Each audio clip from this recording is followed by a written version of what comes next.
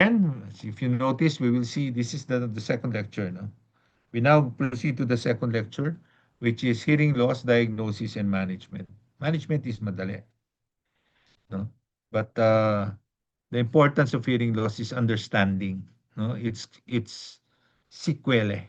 No, if you don't recognize it or check it early on. Okay. So this is the outline or the learning outcomes. No, we'll start with the anatomy and physiology of the ear. Okay, and then we'll go to the understanding of hearing loss in infants, children, and adults.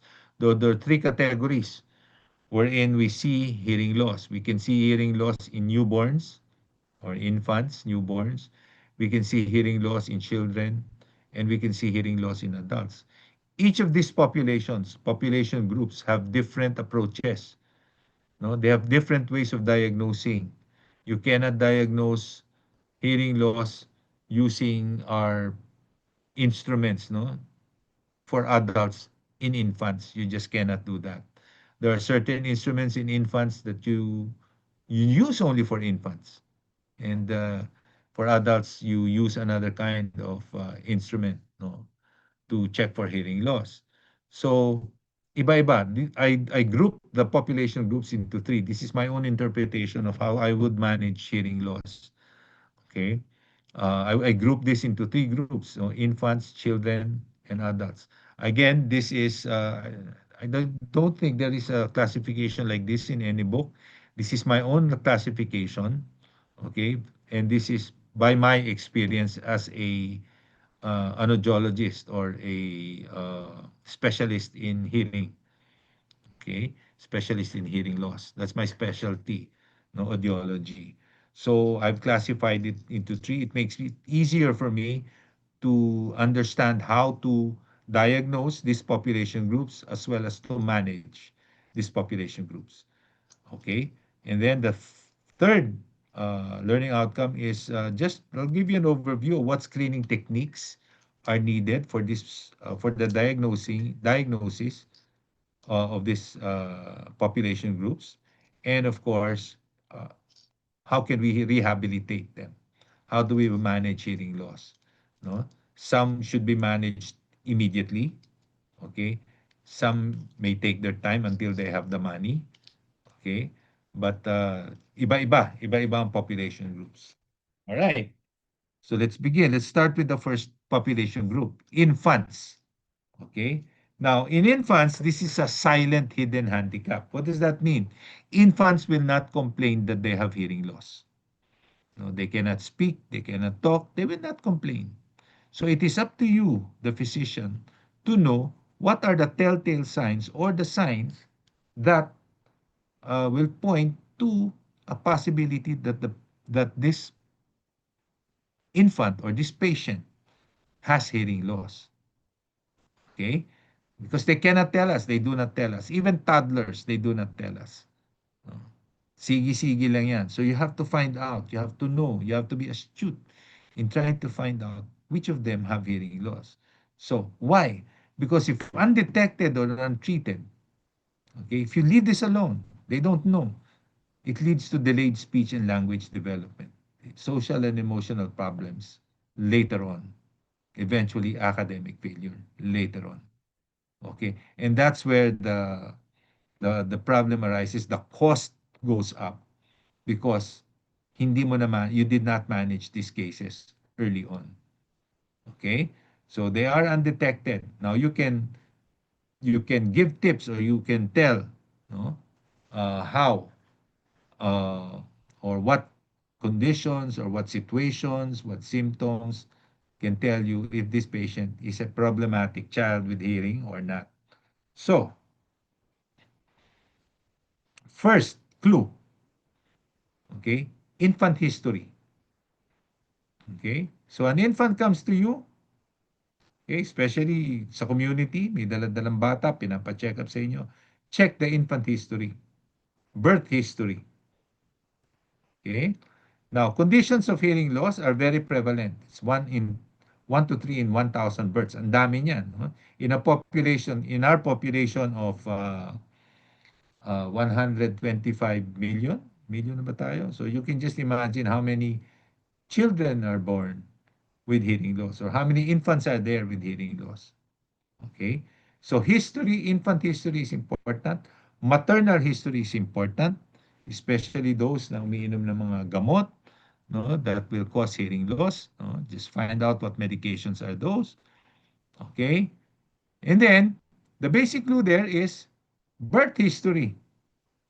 Okay, birth history. Diba? Tatanungin niya during their birth history, meron ba kayong family history ng hearing loss? Meron ba kayong CNS infections ng hearing loss? Meron ba kayong defects? Meron ba kayong ototoxic drugs na ginamit? Prematurity? How was your childbirth? Diba? Were they premature? Were they nag-experience ba sila na hyperbilirubinemia or yellowing? What's the birth weight of a child if it's less than 1,500 grams? Okay?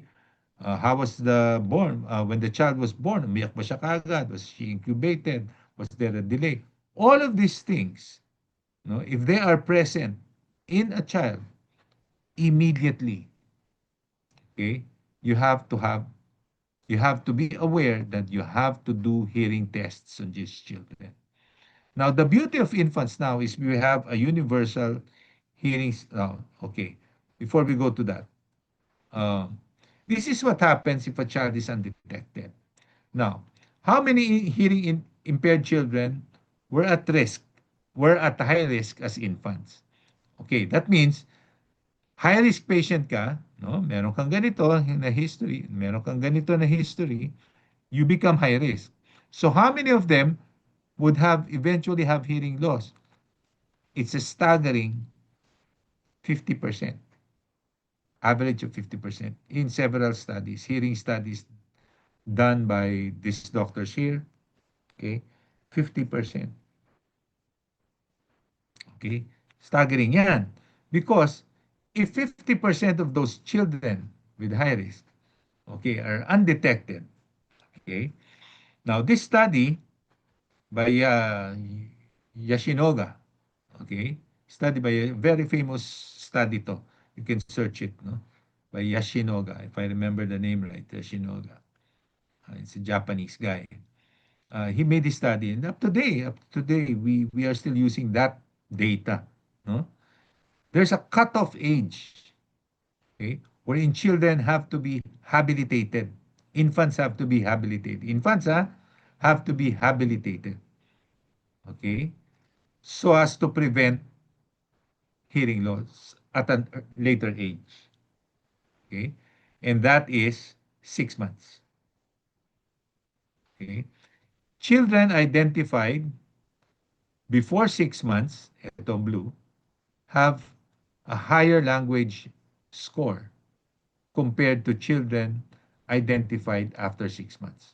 That means if a child is identified at 6 months or below 6 months and he's habilitated by 6 months, nag-start na siya ng habilitation niya for hearing, makarinig, then the child will grow up and mainstream in the regular hearing population. Naka-mainstream siya doon. But the child who is diagnosed after 6 months, 6 months ang kanyang cutoff, after 6 months, then the chances of them being mainstreamed with normal children becomes less. So the cutoff with this study by Yoshinoga is 6 months. Therefore, with these 6 months, naglabas ng, uh, this is actually a law now, the Universal Hearing Screening Law. Okay? Wherein, you remember this 136 goal, no? At 1 month, the child is screened for hearing loss. That means the keyword here is by 1 month, by the word by.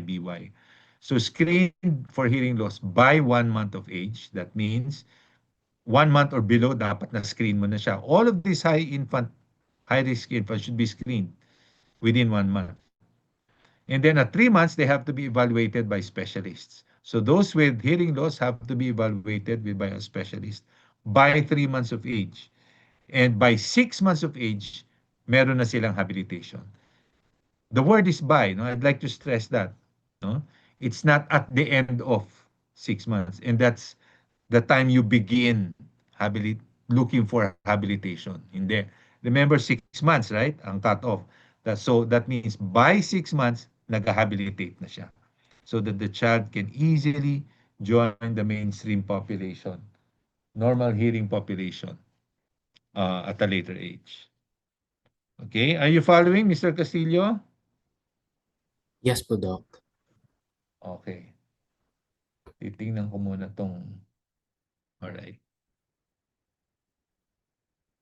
Okay. Now, for those children who are not high risk, okay, hindi sila high risk. Now, even with high risk children who were screened and found out to have, uy, may hearing to. Okay, nakakarinig siya. All right? So it doesn't end there. The screening techniques doesn't end there. Okay? You can do your observable tests, your behavioral tests. Tawag dyan your Moro reflex, di ba? You know what?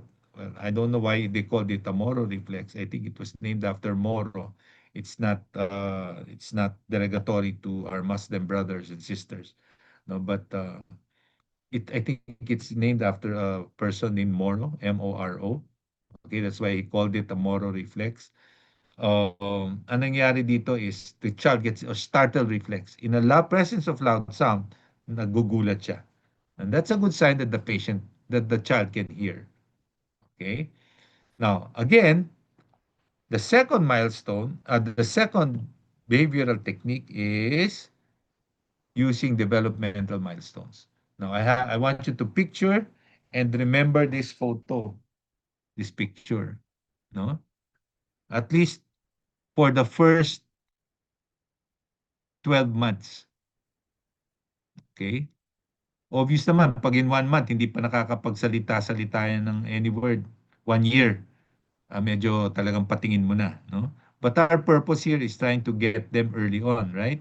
So, check nyo na siya. First 3 months, quiet when a familiar voice is heard. No? That means their eyes, look at their eyes. No? Hindi pa nagagalaw ang ulo niyan. Okay, some children can, but most of the infants cannot. So act startled, no? They get startled when a loud sound happens nearby. So these are signs that you can do for the first 3 months, no? And then 3 to 6 months, they begin to turn their head. So they turn their head to search for the source of your voice. Okay, enjoy rattles and other noise-making toys, no? Looking at the speaker's voice. Now remember, when you do a rattler, use a rattler, sometimes you have to hide the rattler. No, wag niyong pakita sa bata because they will look at the rattler and their eyes will follow the rattler. So you don't know if they're hearing or not. So you keep the rattler, put it on the side, i-rattle nyo, and if the child moves the head or looks to that area, then you know that ear can hear. Then you test the other ear. Okay? Test nyo rin kabila. Tingnan nyo kung iikot na naman ang ulo niya. Okay? At 6 to 10 months, okay, the child should react to music by cooing, okay, and understand common words like no, bye-bye, night-night. Okay? They bubble. They babble. No? Da, ba, ma. Actually, the first babbling sound that they produce, I think, from what I remember, no, I think I read this somewhere, is ma. No? Ma. No? That's what they say. No? That's why um, parents think that it is has couples think that uy mas favorite ako because he says mama. Actually, I think it's the first words that they say. Okay, so 10 to 16 months, don't know the names, etc., etc. Okay, so the point here is developmental milestones. Now, we don't ask you to memorize this, no, for now. Okay, but for the exam, you should at least, no, know what happens during the first 10 months. Okay. Now, why meron kasi ito sa mga booklets ng mga bata eh. No, meron to sa mga booklets nila when they consult, okay, and developmental milestones. So it's important that you tell them the importance of those milestones. Okay? So remember, early diagnosis, the better. Okay. Now, this is how we screen a child, no, using instruments. We call it the autoacoustic instrument or your OAE. Okay? Ganito lang itsura ng OAE. It's just a portable hearing instrument. Okay? The child is quiet. The child should be quiet, okay, or sleeping. And then you put a probe inside the ear and then it measures. And then the result of this come out on the screen and it just says pass or refer. Okay, if a child is pass, inuulit yan 3 times. If a child is pass, then most likely that ear can hear. Okay, but it doesn't stop there, as I said, developmental milestones. But if a child is refer, okay, they're asked to come back after about 2, 3 weeks, repeat again the test kasi baka may mga ano pa yan, fluid in the ear, no? Yung birth fluid in the ear. So they let it dry. This is done immediately after birth, by the way. So inside the hospital pa to. Okay? That's why it's called universal hearing. Every child that is born will have to undergo hearing test. Born in a hospital, have to undergo hearing test. Okay? If it's born in the house or outside the hospital, when they consult you, then you have to do a hearing test on them. Okay, so if it turns out refer, then you wait for another 2 weeks, 3 weeks till it dries up, and then repeat the test. If it comes out pass, do the test again. If it comes out pass again, then you say it's a pass. Okay, when I say do it again, it's in a matter of 30 minutes. Huh? Do it again. Now, if it is a refer, then you don't need to do a test again. This is the second refer. You have to do your diagnostic test. Ito, screening test lang ito. So you have to do your diagnostic test, which is an ABR. Teka, bakit ganyan yung slide ko? Okay. Okay, so your OAE is a screening test for neonates as well as infants. It tests the integrity of the outer hair cells of the inner ear. It is non-invasive. It is done at bedside. It's quick. It's just one prerequisite. The child should be quiet or asleep in a quiet room. Okay, it has a very good sensitivity and specificity. And again, if the test comes out to be referred, you don't need to repeat it, but you need to do a diagnostic test. The standard test for hearing loss in infants or in newborns is your auditory brainstem response or your ABR. This is accurate in determining hearing loss, hearing function in children. And it's a very, very high sensitivity and specificity. Its only drawback, it costs a little more. Before, it really costs. But right now, because of the PhilHealth, no, I think it's covered by PhilHealth already. Okay, so this is the ABR. Tulog din yung bata. Medyo matagal. And what comes out is a tracing. Okay. Now, this test will really diagnose if a child has hearing loss or not. So, we go back to the 136. So, if it is screened uh, by 1 month, and then you have your diagnosis but using your diagnostic test by 3 months, and then between 3 months to 6 months, they can be habilitated, start habilitating already using hearing aids. You can use hearing aids in small children like this.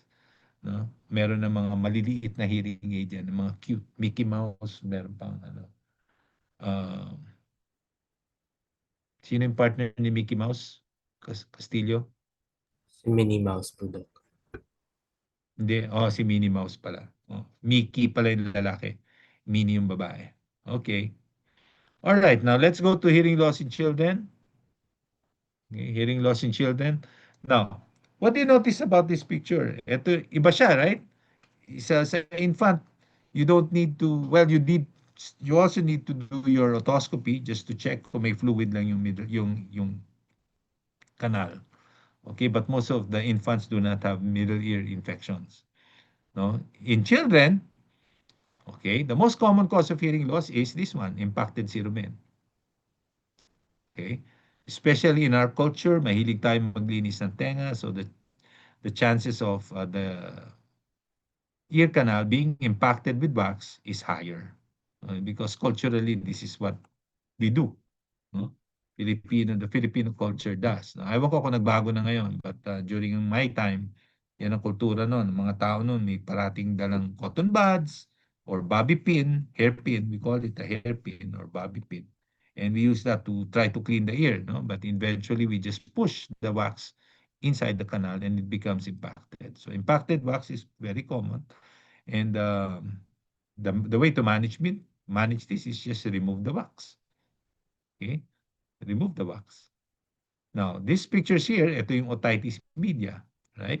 Same picture kanina, bulging tympanic membrane, hyperemic tympanic membrane, edematous, okay? So another common cause is acute otitis media.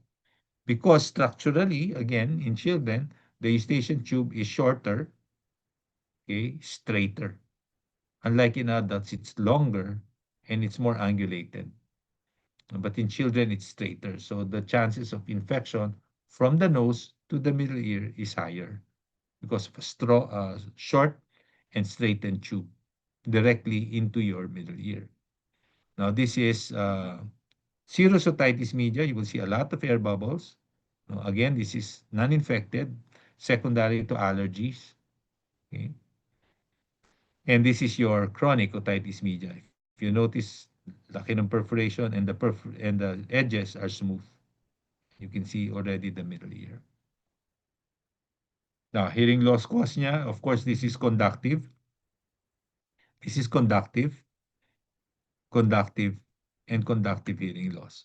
Now, which is worse? Actually, they're all worse. No? On the average, this is the worst actually, no? Because there's a perforated eardrum, because air just there's no way for the sound to be brought in. Butas eh. No? Ito naman, it's dampened, right? But it is correctable. So is this. But all of them have hearing loss. Now, okay, skip that. Now, this is what I was mentioning a while ago. You have to understand the physiology of the tympanic membrane and the ossicular chain.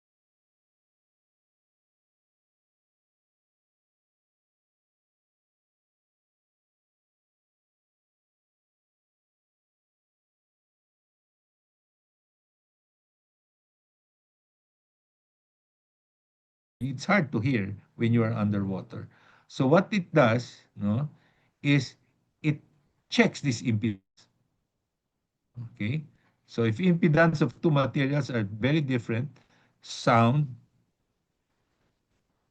will not easily pass from one to another. So what does the tympanic membrane and the ossicular chain do? Okay? It functions as an impedance matching device.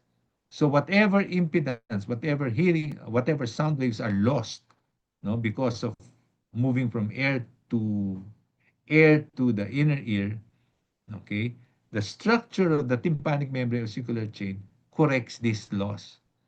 No? In decibels, the loss would be about 30 decibels. That would be the loss if the sound is brought from the air, from the external canal, directly into the inner ear. There's a 30 dB loss. So this has to be gained. And this is gained by the tympanic membrane and the ossicular chain. How does it do this? Okay. The structure of the tympanic membrane, okay, this is the surface area of the tympanic membrane is larger than the surface area of the oval window. The oval window is where your stapes foot plate is attached. Diyan naka-attach yung stapes foot plate mo.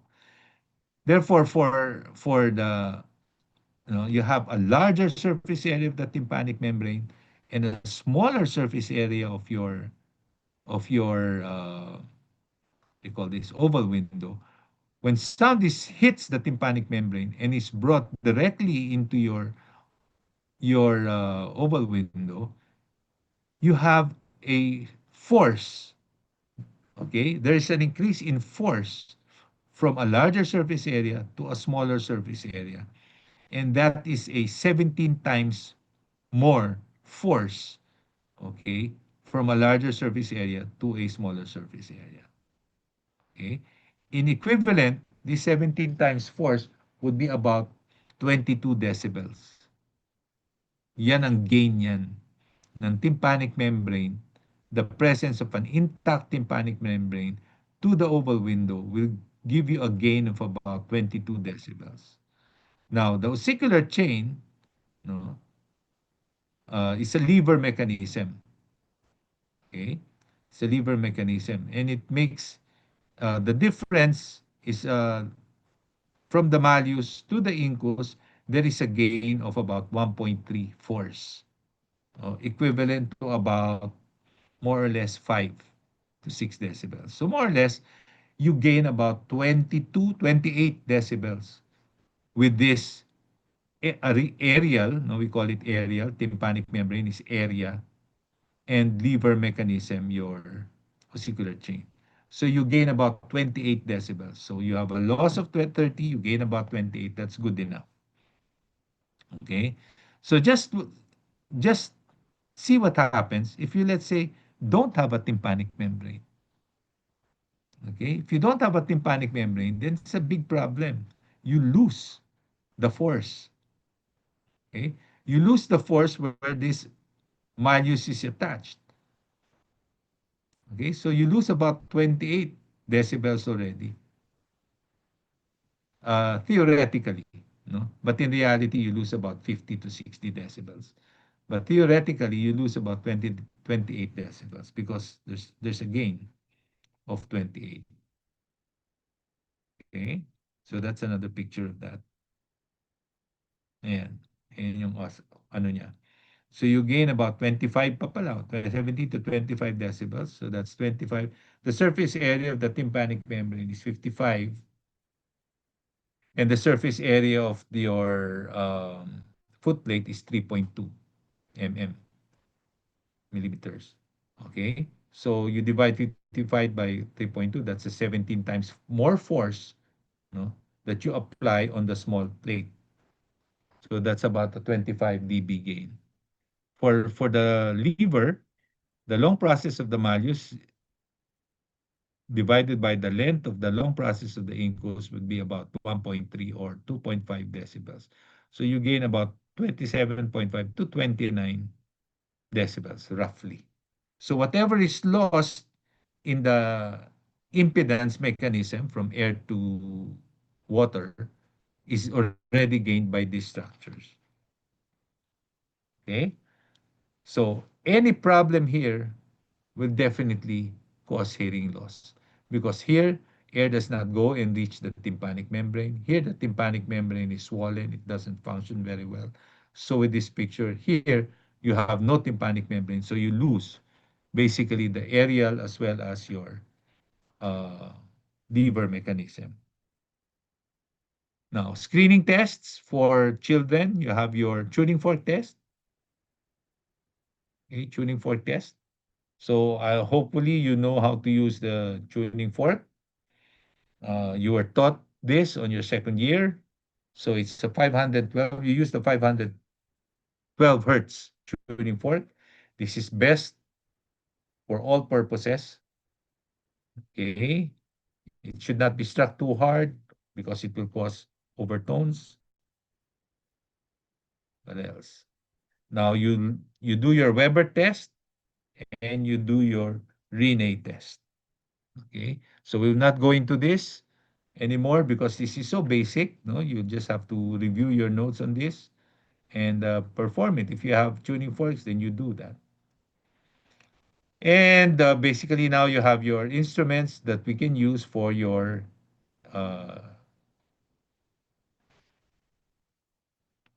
your children. uh. So you have your visual reinforcement of geometry. This is used for younger children. In this test, you sit the child on the patient's parent, and they play. Okay. All of a sudden,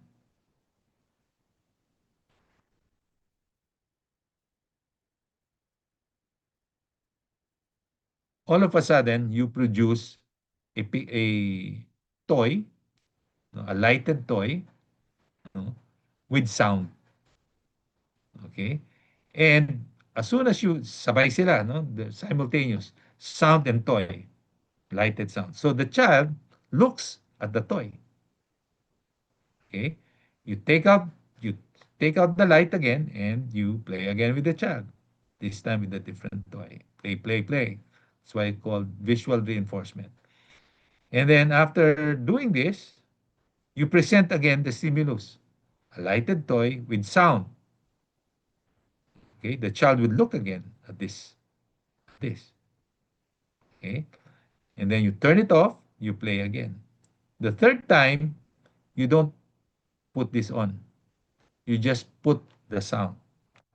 And if the child can hear the sound automatically by reinforcement, they will look into the direction of the toy. So if they look into the direction of the toy without, which is not lighted at this point, then you can assume that the child can hear. Okay, that's how we test young children. For older children who can follow directions, you can do your pure tonogeometry or pure tonogeometry is good enough. It's a hearing test. Okay, for older children. Are you following, Castillo? Yes po, Doc. Okay. Now, all of these tests are available in our hearing center. So if you have time, you go to the hearing center on the second floor in the hospital, take a look at the instruments. No, you can even ask the technologist, no, si Marlene, to show you how it works. No, show you how it works, so that you have an idea how these instruments work. So when you go into private practice or community practice, and you're asking a child to be tested, then at least you know how these tests will be done. Okay. Again, these are just screening tests. No, even if a child has hearing, don't forget to check for developmental milestones. Okay? Now, for children, syempre papasok yan, they go to school. What are the things that you can ask a teacher that will give you hints that the child is has a problem with hearing? One is irritability. Okay? O matigas ang ulo. Okay? Walang attention span. Very, very poor attention span. I mean, the child is seated at the far part of the room, looking at somewhere else. No, not listening. Ika nga nila, not listening. It's not because the child is not listening or inattentive. The child may have hearing loss. Okay? Not following directions. Okay? Not playful. Hindi malaro. No? They will tend to shy away from other children because they cannot hear what the other children are doing. So they separate themselves. Okay, so these are just small signs that you can ask the children, the parents, on what to do. Poor grades, no, poor grades. No? The clue there is poor grade. Any child with poor grades, no, sabi ang hina ho mag-pick up nitong anak nyo. Oh, di ba? They cannot pick up the lessons quickly. So you check for hearing. It's not because the child has a mental problem. You check the hearing or intelligence problem. You check the hearing first. Okay? And this is manifests in poor grades. Let's say a grade 2, grade 3 child, bagsak ang grades. Okay? Do not assume na bobo o mahina ang utak. Di ba? You have to check first if they can hear or not. Okay? Because once you check that, the management is easy. Di ba? In infants, how do we manage it? Using your hearing aids. And then after that, they have to be in a habilitation program. They have to be taught how to hear and to talk. In children, it's the same. You do a hearing aid, you put hearing aids. No? In the meantime, you ask them to sit in front, so that they can hear. Sit in the middle, where the teacher is directly, so they can hear you properly. Okay. So these are just small things that you can do to manage your children with hearing loss. Now, lastly, we have the hearing loss in the elderly. This is correlated with social and emotional isolation. You see your sometimes elderly people who cannot hear, they just shy away from everybody. They live in their own world anymore because nobody hears them. They can't hear anybody, so they just shy away. Now, the prevalence is um, it is noise induced if it's less than 50 years old, and it's presbycusis if it's greater than 50 years old. That's what you consider. Okay. Now, 25% of the population have hearing loss in in whatever level of hearing loss, beginning at 55 to 65 years. Okay. And they increase when they are 65. 33%. Ako pala, 33% na. Okay, at 85, they increase some more to 50%. So don't, you assume that when you have an elderly person, okay, lalo na yung they ask you to repeat what you're saying. No, they definitely have hearing loss. At what level, that's what you have to find out. Okay? But you should not take it for granted. Matanda na yan, hayaan mo na siya. No? Because you will grow old also, and you don't want your children to treat you the same way as you treat others, di ba? So, respect the elderly, speak for them, okay? Because elderly rarely talk because they cannot hear anyway. So you speak for them, you speak in their behalf. So, still the etiology, the first thing is you take a look if they have impacted cerumen. Now, why impacted cerumen in the elderly? No, it's not because that they chronically clean their ears at that age. No, it's because of age-related atrophy of the apocrine glands, which leads to a decreased watery component of the wax, which leads to a dry, hard wax. Tumitigas yung wax, so it becomes impacted. Plus, the tragal hairs are longer, become thicker and coarser. So they don't vibrate quickly when you chew. Masyado sila matigas. So when you look at the ear canals of elderly, ang daming buhok, di ba? Ang daming buhok. Because that's the way it is. Okay? So the wax becomes impacted or it stays in the ear canal and later on becomes impacted. So you have to take that out. No? You have to take it out.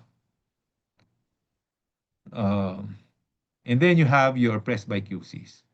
Now, there are four types of presbycusis. Hindi lang isa yan. Four types yan.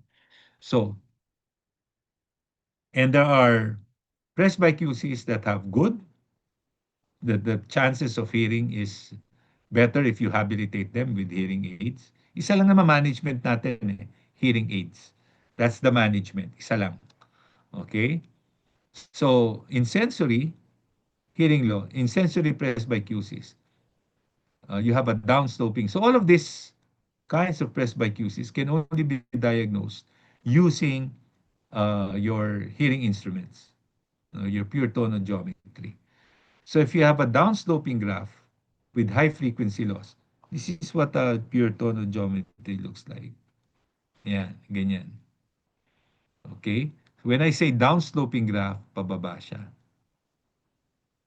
A rising graph, pabaliktad, pa ganun. Okay? So, buti may nagkakaintindihan tayo. Alright. So, a downsloping graph, okay, with high frequency loss, okay. So, this is low frequencies, 125, 250, 500.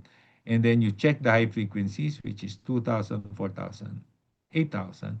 So, you will see here that there is a downsloping graph and with a high frequency loss.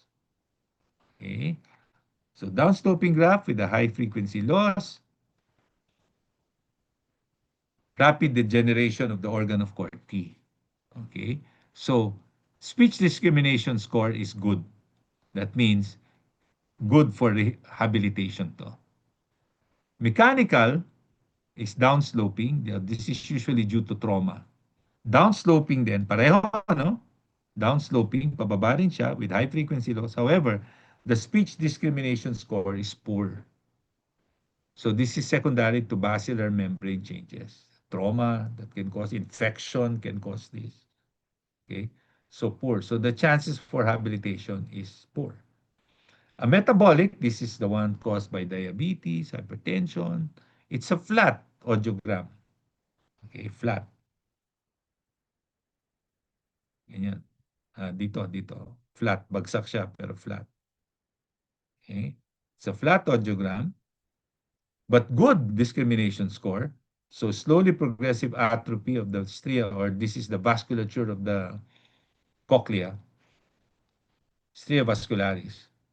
Okay, and it causes a flat, but it again, it's a good speech discrimination, very good for habilitation. And the neural, ito yung mga na-stroke ka, flat din, but loss of spiral ganglion cells. So it's a poor discrimination score. So these four types you have to can only be diagnosed by using your PTA and speech geometry. The speech discrimination score is speech geometry. So this one is pure tone. So it's a downsloping speech geometry test combined that can tell you which kind of presbycusis you're dealing with and which one can be, at least when you habilitate, have a good chance of habilitation. So this is the cochlear structure or the organ of Corti and the stria vascularis. Ito yun. Yan. Ito yung supply ng cochlea mo. So pag may problema yan, this is what you call a metabolic type of presbycusis. Okay. Basilar membrane, ito sa ilalim. Pag may trauma issues, okay, this is mechanical. Spiral ganglia is here, the nerve itself. Okay, this is neural. And where's the last one? From the organ of Corti itself, that's sensory. Okay, sensory. Okay, now these are some drugs, uh, noise, no, conditions that can cause hearing loss. Okay, diet, metabolism, diabetes, drug like, for example, aminoglycosides, no, erythromycin, aspirin. Okay, these are the things that at least you get to have an idea of, and warns you that they may have hearing loss because of these drugs.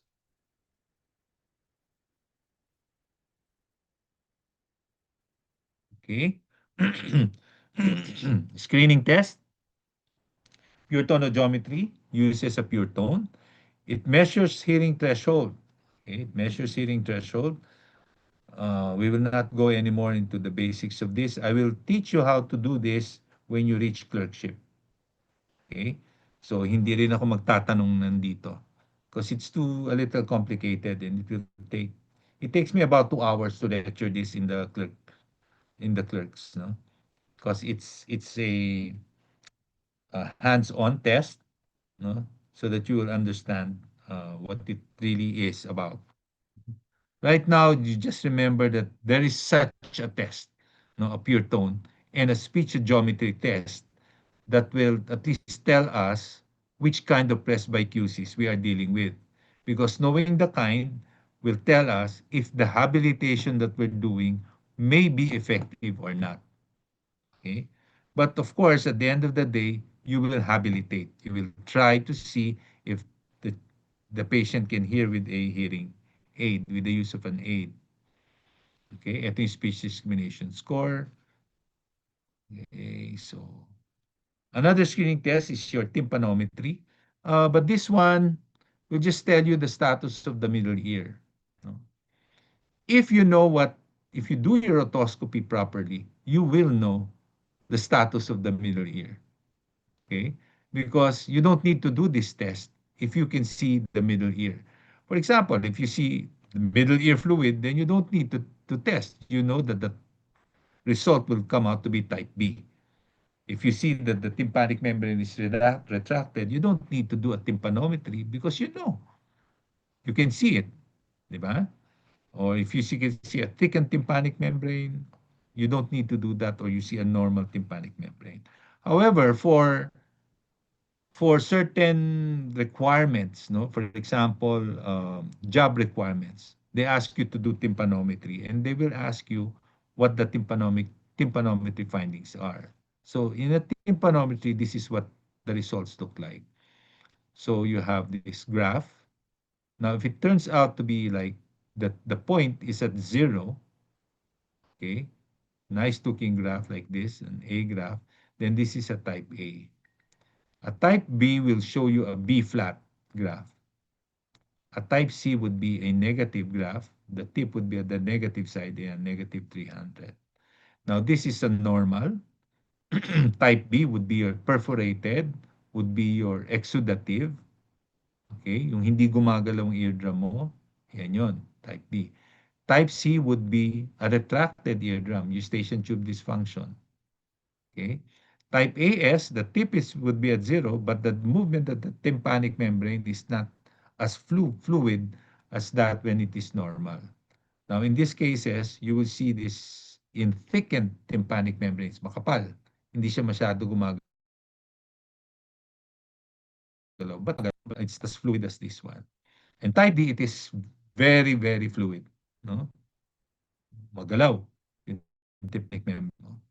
But the tip will still be at zero. This is a type AD. You see this in cases of ossicular discontinuity. Okay, ossicular discontinuity. You see this in cases like this. But as I said, no, if you see the tympanic membrane and you see the middle ear through your otoscopy, a nicely lit instrument. No? You don't need to do your tympanogram. But for purposes of testing, for work-related tests, then you have to do this. Okay. Auditory rehabilitation, well, as I said, you use your hearing aids. If patients cannot use hearing aids, then you do your coping techniques. Okay. Before I do a hearing test, I give this test, no, HHIE. You can download this in the internet. Hearing handicap inventory for the elderly. Basically, this is for the elderly, not for children, but for the elderly. This will just tell you the effect of the hearing loss in their day-to-day life, because it's different when it's in the young population or in the lower, not so elderly population, middle-aged population. Uh, they know if they need a hearing aid or not. But for the elderly, they may opt not to. Okay, sometimes it's the relatives who want the hearing aid for the elderly. So in these cases, we do an HHIE test, hearing handicap inventory for the elderly. Okay, and this just tells you if the hearing problem affects them in any way. So if it does affect them and the scores tell you, let's say, that they are impaired or severely handicapped or moderate handicapped, then you advise them to get a hearing aid. But if they're not handicapped by it, no need. Even if the relatives want a hearing aid for them, you don't need to, because chances are they will not use it. So they have to be handicapped. They have to feel the hearing loss in their day-to-day lives in order to give a hearing aid. That's for the elderly. But for children, as well as infants, you don't tell them that, oh, kailangan nyo ba ng hearing aid? No. You just give them the hearing aid because they need that. Because they need that for speech, for communication, for play, for school. Okay, kailangan nila yan eh. So automatically for infants, as well as for children, even for middle age, no, that's automatic, no, that they get a hearing aid. But for the elderly, it's not automatic. You have to do a handicap test, no, and they have to tell you that they want it. No, it's not the relatives wanting it, but the patient really wants it. Okay, I want to make that clear. So the management of choice is hearing aids. These are basically miniature sound systems. Okay, the newer hearing aids can be precisely tailored to the pattern of hearing loss and provide significant improvement. But it cannot restore hearing to normal. Okay, it cannot restore hearing to normal.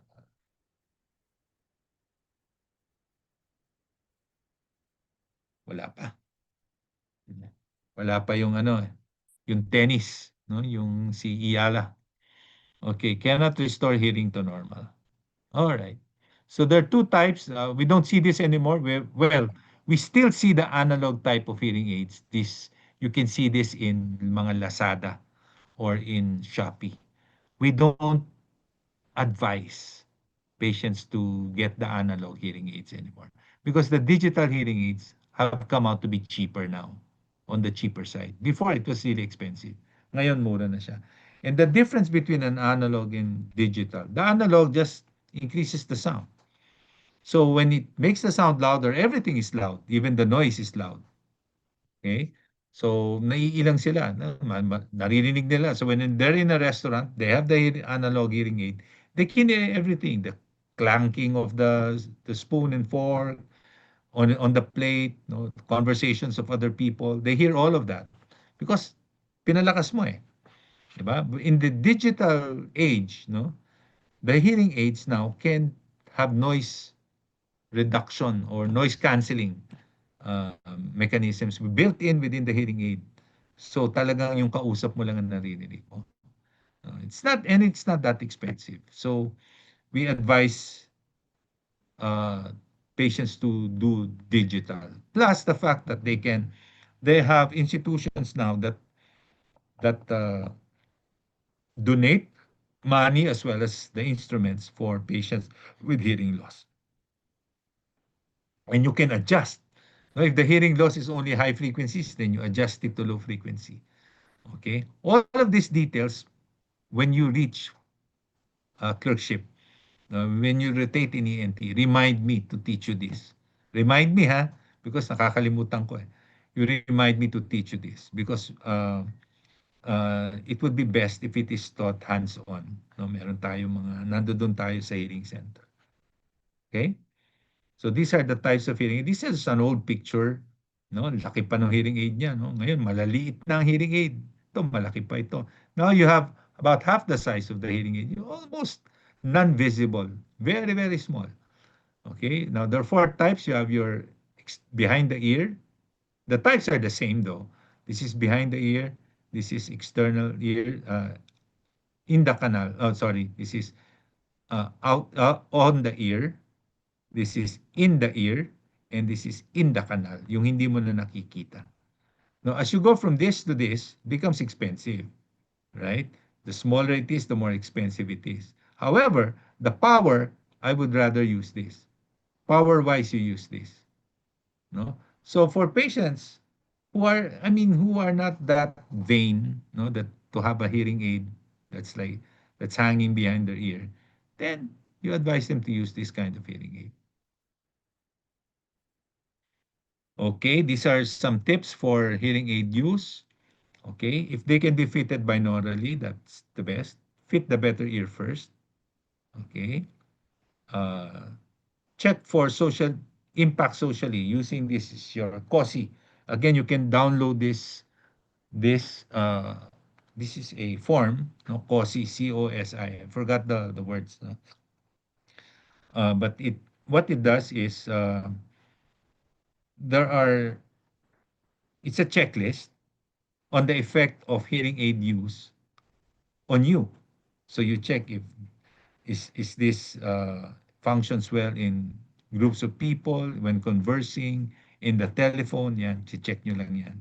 And then if may X doon, ina-adjust yung hearing aid so that you can hear in these kinds of scenarios. Okay. I would like you to take a look into this second to the last line. Never force. Okay. Now, what do you never force? Never force a patient with hearing loss, elderly to ha, elderly patient with hearing loss, to wear a hearing aid. Never force them. So even if you know that they have hard of hearing, they cannot communicate, okay, and you have the money, you are a loving child of the person, you should never force them to wear a hearing aid because they will, when you buy them, they will show you that they are wearing it. No?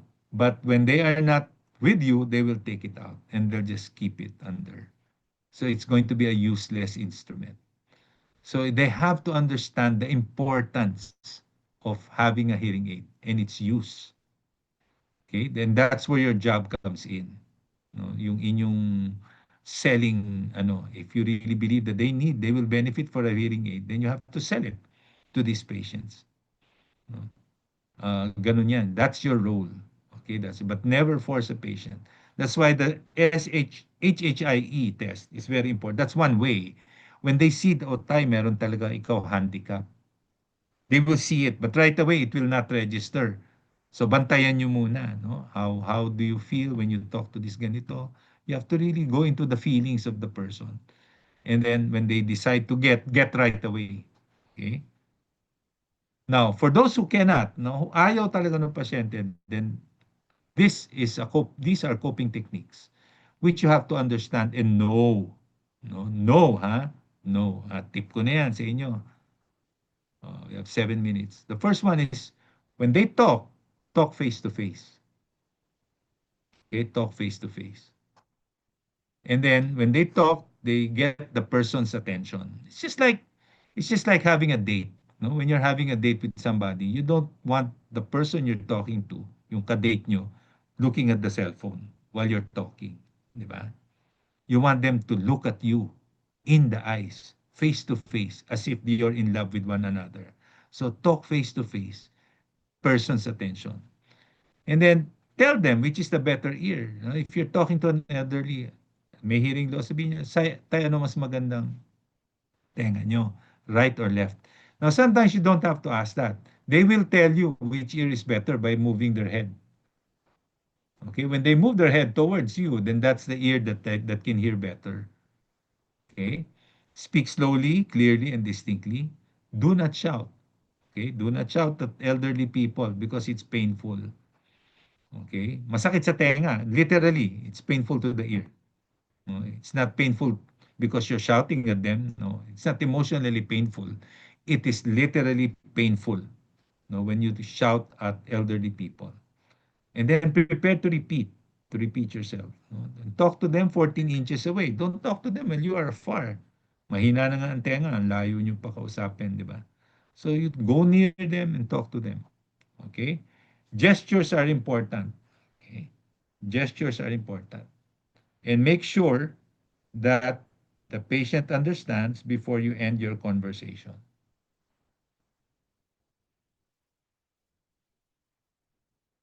Okay? I think that's my last slide. Okay. In summary, it's not in summary, it is my last slide. Learning is generally defined as relatively permanent changes in behavior, skills, knowledge, and attitudes. The key feature is permanence. Changes do not count as learning if they are temporary. Okay, that's just a word of advice in you. All right. I think that's the end of our lectures for this semester, at least on my part. Do you have any questions? Uy, may nag-heart sa akin. Thank you. Uy, may nag-heart. Uy, dami nag-heart. Wow. Baka paglabas ng ano nito, labas ng tawag nito, satisfaction score, unhearted na yan. Any questions? Mr. Castillo? No questions po on my end. Okay, so I hope it's clear, no? What we did is just try to summarize, no? Uh, the difficulty in synchronous is what to teach you. So what I placed in my slides are the things that you have to remember. Ayan, tip ko na sa inyo yan. Di ba? So, wag na kayo magbasa na iba kung hindi notes ko lang. Try to remember what I mentioned. Alright? Questions? Kung wala na, then let's call it a day. We are right on time. 9:57. Okay? 9:57. So, RG, thank you very much. Last photo nga. Photo, Sir, mag-on din ako. opo, Sige. pa-stop share na lang po para ma-screenshot ko. Stop share. Stop. Paano ba stop share? I-close nyo na lang po. Ayun. Stop Para share. lumabas po lang. Ayan. Ayan, ayan. Ayan. Ay po, mag-screenshot na po ako. Teka, bakit walang hindi malaki? Paano ba pinalalaki ito? Yung ano, di bale. Sige, screenshot ka na. Umiti naman kayo. Ayan. Ba't pare-parehong inyong background? Ganda, provided yan. All blue, nice. Bakit kayo ganyan? May question ako sa inyo. Castillo, sagutin mo nga ako, Castillo. Doc, yung mga officers po yung naggumawa pa ng backgrounds po. Hindi. Castillo, tanungin kita. Yes. Bakit puro noo lang ang nakikita ko? Baka yung placement po ng webcam po. O bakit hindi nila pakita yung mukha nila? Pakita nyo nga yung mga mukha nyo. Puro noo nakikita ko. Adjust your cameras para makita ang mukha. Sir, okay na po na picture ko. Mukha ba? Puro noo nakita ko, RG. Yan. Tama, puro noo kanina, puro noo eh. O, katulad nito si ano. O, ito pa, si Karating, noo na naman. O. Taas-taas nyo naman yung mukha nyo. Meron pa ako 1 minute. 2 minutes. Hmm. Yan. Okay na, RG? Tapos na po, sir. Okay.